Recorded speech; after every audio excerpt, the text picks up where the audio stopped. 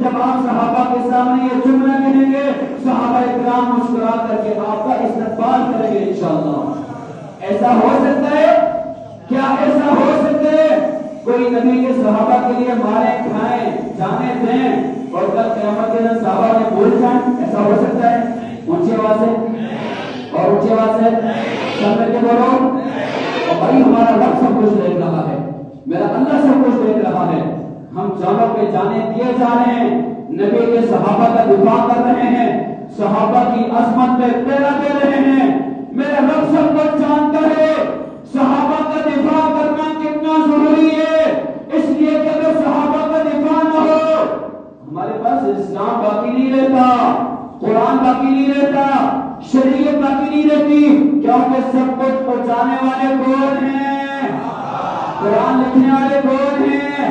حدیث لکھنے والے کون ہیں؟ سنت میں بتانے والے کون ہیں؟ جب صحابہ نہیں ہوگا تو کچھ نہیں ہوگا۔ اس لیے صحابہ کا دفاع وقت کی اہم ترین ضرورت ہے، دین کا بہت بڑا شعبہ ہے۔ یہ الگ بات ہے کچھ لوگ ہمیں نہیں مانتے، نہ مانیں، کچھ گالیاں دیتے رہیں، کچھ برا بات کہتے رہیں، ہم نے دنیا میں کسی کی باتوں کا جواب نہیں دینا، کل قیامت کے دن ہو جائے کوثر پر آقا کے سامنے انشاءاللہ جواب دیں گے۔ اس لیے میں کہتا ہوں مخالفت نہ کرو، ساتھ نہیں دے سکتے نہ لو، مخالفت ہم بہت بڑا کام کر رہے ہیں۔ دفاع صحابہ وقت کی اہم ترین ضرورت ہے، کیونکہ ہم تک اسلام پہنچانے والے نبی کے صحابہ ہیں، اور صحابہ کی نفوس پہ کٹے ہمارے شہداء، ایک دو نہیں 10,000 سے زائد شہداء نے اپنی جانوں کا نذرانہ پیش کیا ہے۔ رمضان المبارک کا مہینہ آ رہا ہے، ایک ایک شہید کے گھر میں ہماری جماعت کی طرف سے وظائف جاتے ہیں، ان کی ہر ضرورت کو شہداء کے گھرانوں کی پورا کیا جاتا ہے۔ مسلمان شہداء کے گھرانے زکوٰۃ کے سب سے بہترین مستحق ہیں، تو آپ سے میں پوچھنا چاہتا ہوں کیا رمضان میں آپ اپنی زکوٰۃ میں سے فطرت میں سے شہداء کے گھرانوں کے ساتھ تعاون کریں گے انشاءاللہ؟ اونچی آواز سے کرو، تعاون کر لو، اس لیے کہ وہ اپنی ذات کے لیے نہیں کہیں اور نبی کے صحابہ کے لیے کہیں، اپنی ذات کے لیے، ذاتی مقاصد کے لیے، شہرت کے لیے، تجارت کے لیے نہیں کہیں، انہوں نے جانے دیے نبی کے صحابہ کے لیے۔ کس کے لیے دیے ہیں؟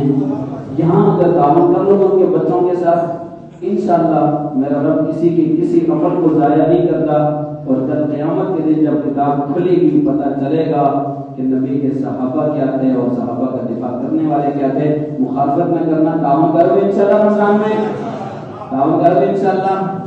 آخر میں کیونکہ مجھے بتایا گیا ہے مسجد میں پکوں کی ضرورت ہے، ظاہر ہے اللہ کا گھر ہے، اس مد میں بھی آپ اللہ کا پورا تعاون کرنا ہے، ساتھ دینا ہے مسجد کمیٹی کا، اور ایسا تو ہو ہی نہیں سکتا کہیں صحابہ کا غلام صحابہ کا دیوانہ جائے اور صحابہ کا ورد نہ ہو۔ میں آپ کے پاس چل کر کے معمول مسجد دارت روڈ سے آیا ہوں، میں آخر میں آپ کی زبانوں سے کچھ سننا چاہتا ہوں، میں کچھ نعرہ لگوانا چاہتا ہوں، سننا چاہتا ہوں۔ جمعے کا دن ہے، قبولیت کا وقت ہے، کیا معلوم کہ ہماری یہ صدائیں اللہ ہمارے نبی تک، نبی کے صحابہ تک پہنچا دے۔ صحابہ کی گستاخیاں ہو رہی ہیں، صحابہ کے دیوانوں ہم مسلمان ہیں، صحابہ ہمارے محسن ہیں۔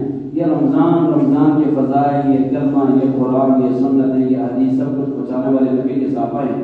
پھر میں آپ سے پوچھوں گا، آپ نے بلند آواز سے ہمت، ضرورت کے ساتھ، محبت، الفت، عقیدت کے ساتھ آپ نے میری باتوں کا جواب دینا ہے 10 سیکنڈ کے لیے۔ میں آپ سے پوچھوں گا، بتاؤ ہم کلمہ پڑھتے ہیں، یہ کلمہ ہم تک پہنچانے والے کون؟ قرآن پڑھتے ہیں، قرآن پہنچانے والے کون؟ ہاتھوں کو اٹھاؤ۔ قرآن پڑھتے ہیں، قرآن پہنچانے والے کون؟ شریعت پہ چلتے ہیں، شریعت پہنچانے والے کون؟ سنت پہ چلتے ہیں، سنت پہنچانے والے کون؟ نبی کے صحابہ ہیں۔ اللہ ہماری یہ صدائے نبی کے صحابہ تک پہنچا دینا۔